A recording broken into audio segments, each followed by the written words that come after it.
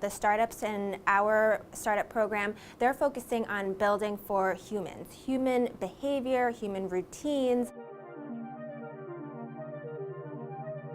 My name is Chen, and I'm Director of Entrepreneurship Programs at NYC Media Lab. I actually worked under the Bloomberg administration back in 2012, 2013, looking at different civic tech initiatives. That was my intro into this tech scene here in New York City, and since then the scene has grown so much. That was just my first exposure to how can data and technology really spur innovation. How can people use data to create new applications? How can new companies form for the civic good? And I wanted to figure out how can I continue in this space. I found NYC Media Lab since it is a project of the city government. It's a project of the Economic Development Corporation. We are this nonprofit that exists to create these connections between the universities and the corporates. Right now I am running a XR startup bootcamp. XR, it relates to virtual, augmented, and mixed reality. It's this catch-all term, really for future interfaces as well. We are running this XR startup bootcamp to encourage startup formation from the city's universities.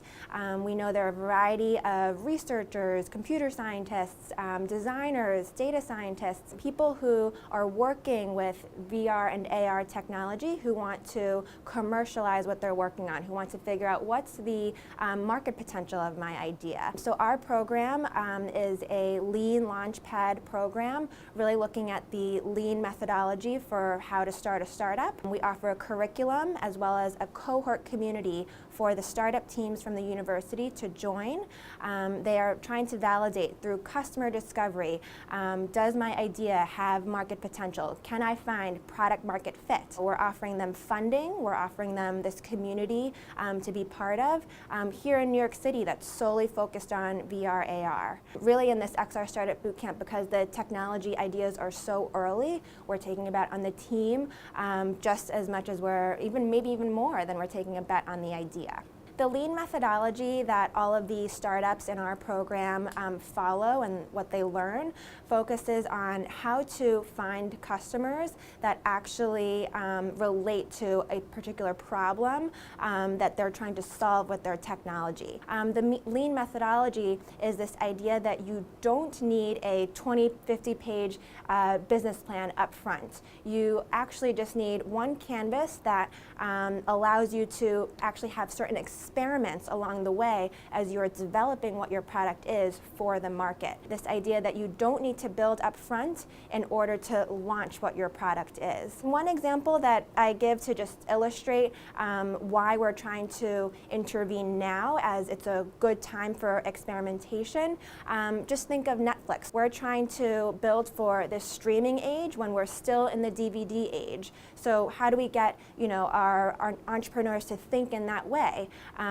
When, let's say we were back when Netflix was still sending out DVDs as part of their main business model. How can they build for the streaming age? As of right now, we're building for this age of 5G wireless. We're building for this age of widespread adoption of headsets and mobile VR and AR. We're thinking of this time where all the customers will have all the technological infrastructure in place for these innovations to really be commonplace and mainstream. So I do think that the pace at which the technology, the hardware and software is advancing relates to how the startups are seeing opportunity for how they should focus on VR, AR, or how they should build their product. We're seeing that the startups in our startup program, they're focusing on building for humans, human behavior, human routines, workflow processes.